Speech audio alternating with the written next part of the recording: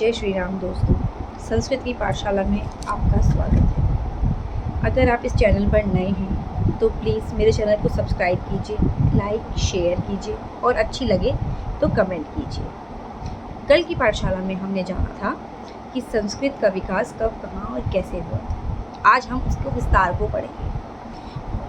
संस्कृत भाषा का शिक्षण में क्या महत्व है, जो आजकल की जनरेशन को संस्कृत पढ़ाना ज़रूरी हो गया है, क्योंकि वो अपनी कल्चर से विमुख होते जा रहे हैं, अपनी संस्कृति को भूलते जा रहे हैं। तो बहुत ज़रूरी है कि हम अपने बच्चों को वापस से उसी संस्कृति में लेकर आएँ, उन्हें समझाएं कि इसका क्या महत्व है। और इसी चीज़ का विचार करते हुए हम कई बिंदुओं पर बातें करेंगे, जिसमें से पहला है संस्कृत एक प्राचीनतम भाषा है।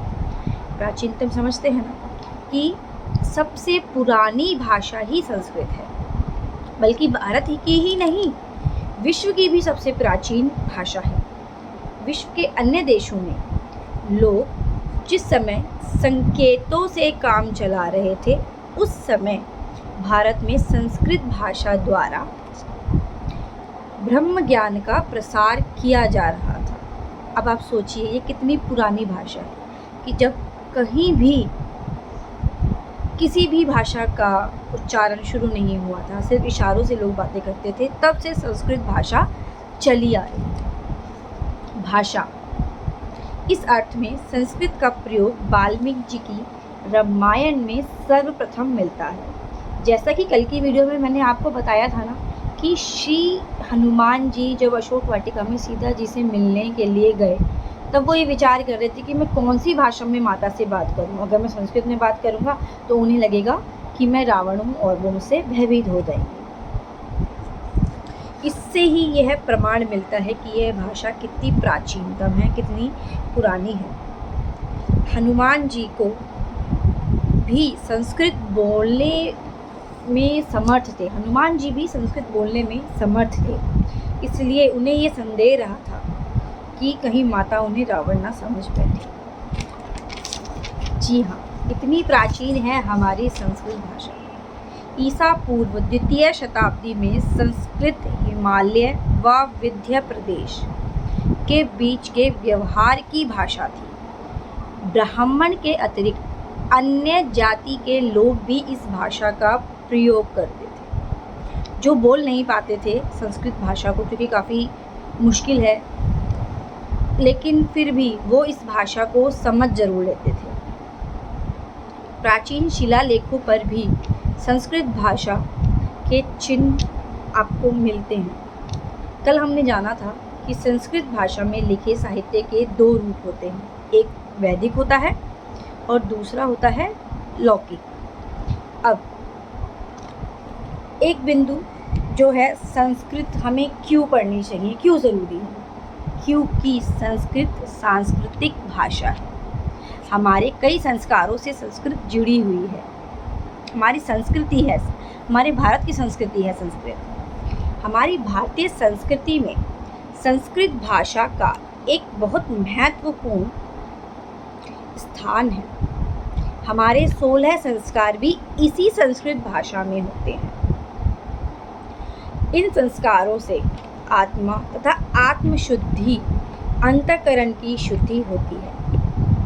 आपने देखा होगा, कोई भी जन्म हो, मरण हो, शादी हो, कोई कथा हो, कोई छोटा सा भी हवन हो, जो पंडित श्लोक्स पढ़ते हैं, वो सभी अभी तक संस्कृत में ही होते हैं। क्या आप वो समझ पाते हैं? उसी चीज़ों को आज के समय में उजागर करने के लिए मैं ये वीडियो बना रही हूँ।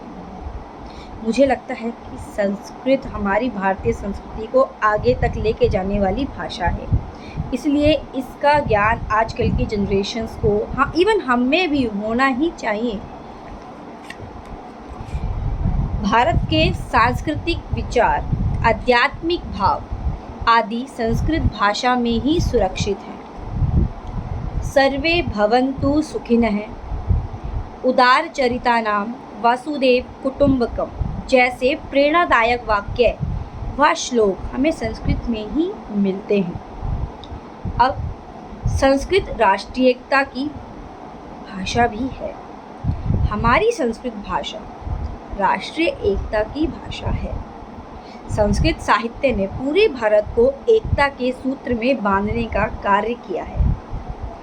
हमारे भारत में अनेक भाषा बोलने वाले व अनेक प्रांतों में यह बटा हुआ है, फिर भी सभी की संस्कृति एक ही है। 19वीं शताब्दी में जितने भी व्यक्ति विकास के लिए आगे बढ़े, उनमें से ज़्यादातर मोस्टली पंडित ही थे। उन्होंने संस्कृत विद्या से ही प्रेरणा लेकर अपना पंडित जो बने वो कर पाए। जैसे राजा राम मोहन राय, गंगाधर तिलक जी, दयानंद सरस्वती जी और महामना मालवीय जी। भारत में बोली जाने वाली सभी भाषाएं संस्कृत रूपी पेड़ की ही शाखाएं हैं या लताएं हैं, यह कहना गलत नहीं होगा।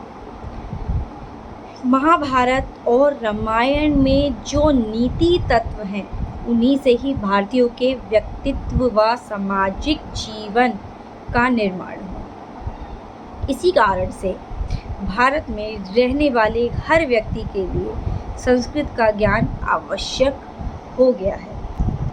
अर्थवेद के भूमि सूक्त में है कि मातृभूमि पुत्रो अहम पृथिव्याः, अर्थात इसका अर्थ है यह भूमि मेरी माँ है और मैं इसका पुत्र हूँ। इस विषय की और जानकारी के लिए बने रहें मेरे चैनल पर संस्कृत की पाठशाला में।